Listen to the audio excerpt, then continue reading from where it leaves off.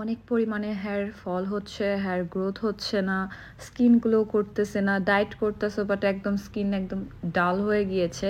So সব কিছুর জন্য আজকে এই ম্যাজিক লাড্ডুটার রেসিপি তোমাদের সাথে শেয়ার করব।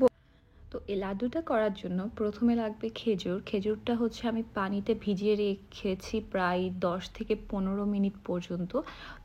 চেষ্টা করবো একটু নরম খেজুরগুলো নিতে, বেশি শক্ত খেজুরটা এটা গ্রাইন্ড করতে কষ্ট হবে, সো নরম খেজুরটা ভিজিয়ে রাখতে হবে। তারপর আমাদের লাগবে হচ্ছে ড্রাই ফ্রুটস। তো এখানে আমি হচ্ছে পিনাটস নিয়ে নিচ্ছি, ছিলকা সহ হলেও সমস্যা নাই। তারপর আমি নিব হচ্ছে অ্যালমন্ডস। সো এটার পরিমাণটা হচ্ছে আন্দাজ অনুযায়ী, তোমরা যতটুকু পরিমাণ করতে চাও, তো আমি একদম আন্দাজ অনুযায়ী নিয়ে নিয়েছি। আর তার সাথে দিচ্ছি এখানে আমি ওয়ালনাটস। ওয়ালনাটস কিন্তু খুবই ইম্পর্ট্যান্ট আমাদের ব্রেনের জন্য, সব কিছুর জন্য। তারপর এখানে আমি নিয়ে নিচ্ছি ব্ল্যাক সিজেমি সিডস, যেটাকে বলে কালো তিল। আর তার সাথে হচ্ছে আমি নিয়ে নিচ্ছি এখানে চিয়া সিডস আর ফ্ল্যাক্স সিডস। এগুলো দিয়ে এখন আমি একসাথে একটা ফ্রাই প্যানে টেলে নিব। আমি একটা ভুল করেছি যে সব কিছু একসাথে টেলে নিয়েছি, বাট তোমরা হচ্ছে ছোট ছোট সিডসগুলো আলাদা টালবা, আর হচ্ছে বাদামগুলো পরে মানে টেলে নিলেই হবে। কারণ না হলে হচ্ছে ওই সিডসগুলো পুড়ে যাবে আর বাদামগুলো ভাজা ভাজা হবে না। তো এখানে আমি আবার পরে নামিয়ে সব কিছু আবার করছি।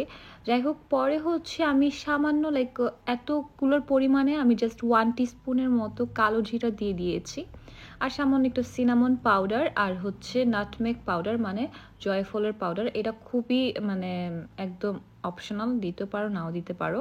তো এটাকে দিয়ে আমি আবার ভাজা ভাজা করে নিব। কালো জিরা আমাদের শরীরের জন্য অনেক ভালো, এটা সবাই জানো। চুলের জন্য অনেক ভালো, অনেকে কালো জিরার তেলও ইউজ করে। আমরা যখন বাসায় তেল বানাই তখন কালো জিরাওটাও ইউজ করা হয়। সো এগুলো মাস্ট। আর আরেকটা কথা, যে আমাদের বডির জন্য অনেকে বলে যে বাদাম অনেক ইম্পর্ট্যান্ট, বাট বাদামের থেকে বেশি ইম্পর্ট্যান্ট হচ্ছে সিডস। যেমন হচ্ছে এখানে আমরা যা যা ইউজ করেছি, তারপর আরেকটা আছে সেটা হচ্ছে এই পামকিন সিডস। এটার মধ্যে জিঙ্কের পরিমাণ অনেক বেশি। সো এখানে আমি পামকিন সিডস আর হচ্ছে সানফ্লাওয়ার সিডসগুলো টেলে নিব। যদি তোমরা লাড্ডুও না খাও, বাট ডায়েটে যেখানে যাও হেলদি থাকার জন্য প্রত্যেক দিন 10টা থেকে 12টা এই পামকিন সিডস খেতেই হবে আমাদের চুলের জন্য, স্কিনের জন্য, সব কিছুর জন্য। তো সব কিছু টেলে নেওয়ার পর গ্রাইন্ড করে নিতে হবে। আমার গ্রাইন্ডারের অবস্থা 12টা মানে বেজে গেছে। আম্মু সেদিন সকালে হচ্ছে কাঁচা হলুদ গুঁড়ো মানে ব্লেন্ডার করছে, সেটার ভিডিও আমি কালকে ব্লগে দিব। তো যাই হোক, আমি এখন সব কিছু গ্রাইন্ড করে নিয়েছি। কিছুটা একটু বেশি পরিমাণে গ্রাইন্ড করেছি আর কিছুটা একটু হালকা এরকম মানে আস্তে আস্তেও রেখেছি, তাহলে যখন খাবা মুখে পড়লে ভালো লাগবে। তো এরকমভাবে গ্রাইন্ড করে নিতে হবে। ট্রাস্ট মি, যখন এই লাড্ডুটা বানাবা, প্রত্যেকদিন খাওয়া, মিনিমাম 1 থেকে 2 মাস যদি খাও রেগুলারলি, তুমি তোমার রেজাল্ট পেয়ে যাবা। যাই হোক, এখন হচ্ছে আমি যে খেজুরটা সোক করে রেখেছিলাম সেটাকে পানি ছড়িয়ে আমি গ্রাইন্ডার একদম পেস্ট করে নিয়েছি।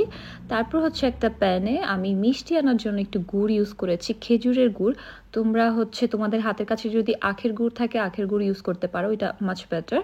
তারপর আমি খেজুরের পেস্টটা দিয়ে আমি একটু ভাজা ভাজা করে নিয়েছি, আর হ্যাঁ 1 টেবিল স্পুন ঘিয়ের মধ্যে। তারপর আমি আর ক্লিপ নিতে ভুলে গিয়েছি। যাই হোক, ওইটার মধ্যে যখন একটু পানি পানি হয়ে যাবে তখনই হচ্ছে আমি বাদামের এই মিক্সচারটা, সব কিছুর মিক্সচারটা দিয়ে দিব। তারপর যখন দেখো যে এটার লাড্ডুর ফর্ম হচ্ছে না, মানে যেটাকে বলে পাক আসে নাই, কারণ হচ্ছে তোমার খেজুর অল্প হয়ে গিয়েছে, সেক্ষেত্রে আবার একটু খেজুর পেস্ট করে তার সাথে হচ্ছে গুড় মানে একসাথে মিক্স করে চুলোতে, তারপর এটার সাথে আবার অ্যাড করবা। তারপর দেখবে একদম সুন্দরভাবে এরকম লাড্ডু হয়ে যাচ্ছে। সো এই লাড্ডুটা প্রত্যেক দিন তোমরা বিকেলের নাস্তায় বা মিড ব্রেকফাস্টে নিতে পারো, 1টা থেকে 2টা, এর বেশি না। কারণ এটার মধ্যে অনেক পরিমাণে এনার্জি আছে। সো বেশি নিলে এটা মানে বেশি হয়ে যাবে। সো জিমে যদি যাও, ওয়ার্কআউটের আগে একটা লাড্ডু খেয়ে নিতে পারো, অনেক এনার্জি পাবা। এটার মধ্যে অনেক প্রোটিন আছে, মানে সব কিছু যা যা দরকার সব পেয়ে যাবা। আর আমাদের প্রত্যেক দিন বডিতে এইসব গুড ফ্যাট ইনটেক করা দরকার।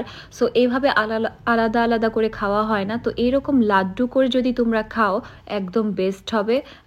2 মাস ট্রাই করেও দেন, আমাকে এসে বলবা তোমাদের রেজাল্ট। কেন, কালকে আমি যখন লাইভে গিয়েছিলাম অনেকজনই বলছে যে আপু আমার অনেক হেল্পফুল হয়েছে। সো এই লাড্ডুটা বানিয়ে তোমরা স্টোর করে রাখতে পারবা প্রায় 1 মাসের মতো ফ্রিজে। লাড্ডু বানিয়ে পিকচার শেয়ার করতে ভুলো না। আল্লাহ হাফিজ।